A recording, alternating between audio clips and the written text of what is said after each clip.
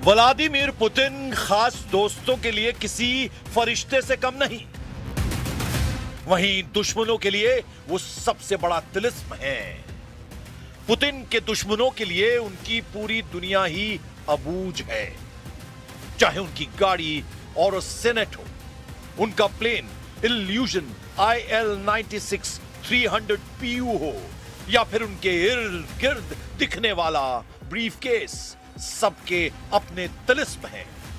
Putin का चलना हो, देखने का अंदाज हो, बैठने की अदाएं हो, या सिर्फ आंखों की पुतलियों का घूमना ही कई बार बड़े सिग्नल देते हैं, मगर पुतिन को सबसे असरदार बनाते हैं उनके फैसले, उनके दुश्मनों की भीड़, उनके सख्त रुख। पुतिन जो ठान लेते हैं वो करके दिखाते हैं। पुतिन जैसी दुश्मनी निभाते हैं, वैसी ही दोस्ती के लिए किसी भी हद को पार कर जाते हैं। 5 फीट 7 इंच की साधारण कदकाठी, 70 से 75 किलो वजनी लीडर, जिनका स्किन टोन यूरोपीय लोगों की तरह पीला दिखता है, जिनके बालों पर उम्र के हिसाब से सफेदी चढ़ी हो, उस नीली आंखों वाले लीडर से दुनिया के कई मुल्क खौफ क्यों खाते हैं?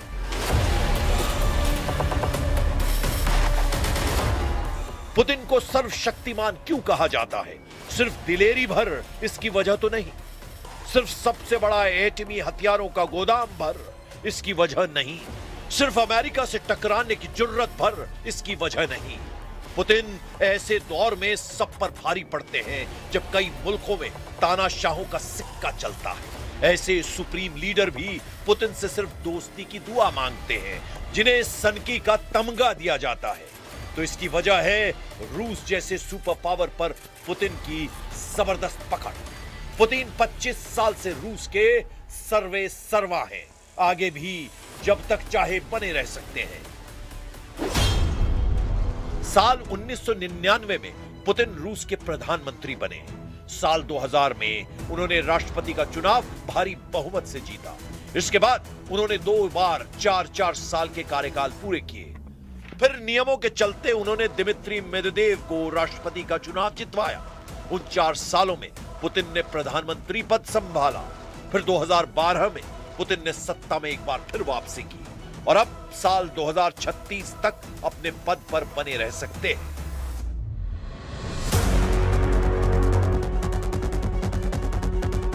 पुतिन के विरोधी कहते हैं कि रूस में उनकी इजाजत के बिना पत्ता भी नहीं हिलता। इसका कारण पुतिन के हाथ में दी गई असीम शक्तियां हैं। पुतिन ने यूक्रेन रूस युद्ध के बीच एटमी हमलों के नियम बदल डाले हैं।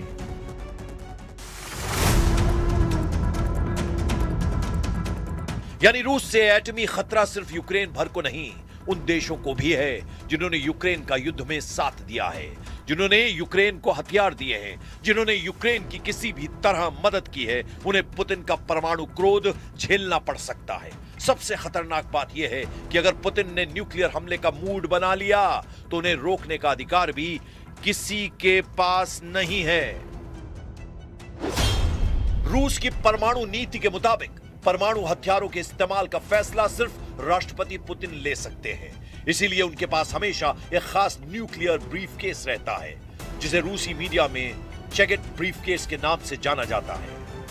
यह ब्रीफकेस पुतिन को रूस की सभी न्यूक्लियर फोर्सेस से जोड़ने वाला कमांड एंड कंट्रोल नेटवर्क होता है।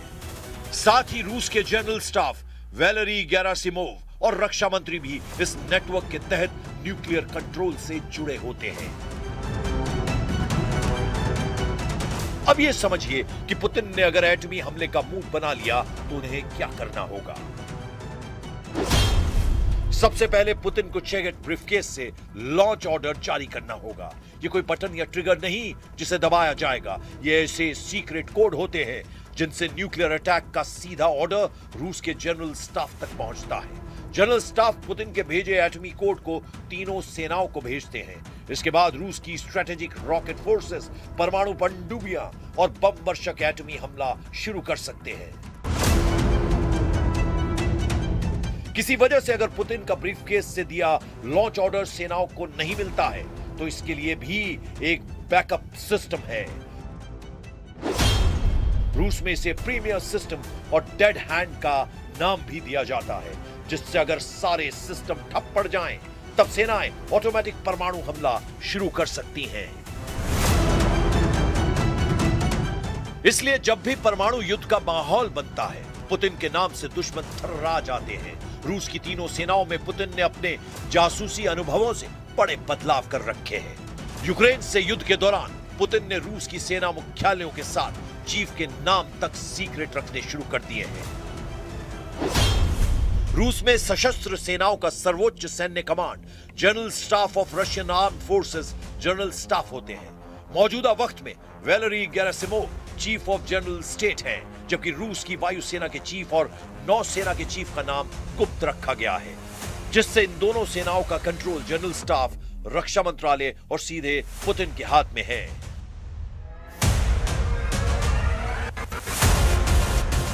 रूस की सेनाओं के जनरलों के नाम सीक्रेट रखने के साथ ही उनके रैंक और तैनाती में लगातार बदलाव किए जाते हैं। सेंसिटिव मिलिट्री कमांड के कमांडर का नाम भी रूस सीक्रेट रखता है। रूस में पहले 4 कमांड थी, इन्हें अब 5 कर दिया गया है। रूस में मार्च 2024 के बाद से कुल 5 मुख्य मिलिट्री डिस्ट्रिक्ट हैं। पहला मॉस्को मिलिट्री डिस्ट्रिक्ट सेना मुख्यालय है, जहां से क्रेमलिन और राजधानी क्षेत्र की सुरक्षा की जाती है।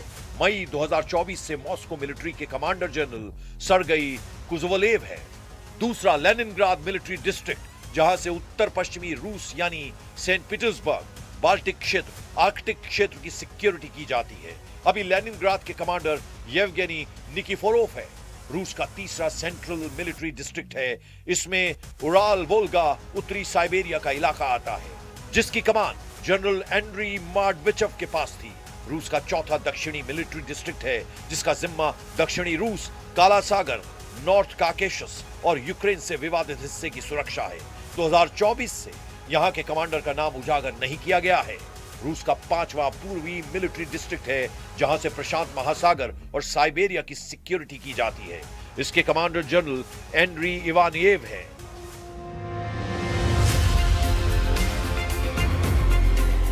पुतिन ने रूस की सैन्य शक्ति को अजेय बनाने की हर संभव कोशिश की है। इसमें उनकी मदद केजीबी एजेंट के दिनों में मिली ट्रेनिंग करती है। पुतिन सोवियत संघ की खुफिया एजेंसी केजीबी के जाबाज एजेंट रह चुके हैं। पूर्वी जर्मनी के ड्रेसडन में पुतिन ने कई साल तक अंडरग्राउंड रहकर मिशन अंजाम दिए। सोवियत यूनियन के इसी सुपर स्पाई ने जब सत्ता संभाली तो दुश्मन देशों से एक एक कर हिसाब लेना शुरू किया। पुतिन ने सोवियत संघ विघटन के बाद एक बिखराव का खतरा झेल रहे रूस को एकजुट करने के लिए 89 राज्यों का विलय करके 7 संघीय प्रांत बनाए। पुतिन ने रूस के दुश्मन चेचेन विद्रोहियों के खिलाफ मिलिट्री ऑपरेशन चलाकर उनका सफाया किया। अगस्त 2008 में पुतिन ने जॉर्जिया को युद्ध में हराकर गोरी और जुगदीदी इलाके पर कंट्रोल किया। साल 2014 में पुतिन ने यूक्रेन के क्राइमिया पर हमला कर उसे रूस में मिला लिया। जिन देशों ने नाटो से नजदीकियां बढ़ाई, जिन देशों ने पश्चिमी शक्तियों के इशारे पर चलना शुरू किया, जिन देशों ने अमेरिका से दोस्ती बढ़ाई, उन्हें पुतिन ने सबक सिखाया है। यूक्रेन से रूस के युद्ध की वजह भी उसकी नाटो में शामिल होने की जिद है। पुतिन नहीं चाहते हैं कि नाटो का विस्तार रूस तक हो। पुतिन नहीं चाहते कि रूस का सोवियत यूनियन जैसा इतिहास हो। इसीलिए किसी भी खतरे को देखते ही पुतिन एक्शन में आ जाते हैं। लेकिन यही पुतिन दोस्ती की मिसाल भी कायम करते हैं। भारत के लिए पुतिन के दिल में खास जगह है। प्रधानमंत्री नरेंद्र मोदी को पुतिन कितना सम्मान देते हैं, इसे तस्वीरें खुद बयां करती हैं। इसीलिए पुतिन पर टिट फॉर टैट वाली कहावत सटीक जमती है।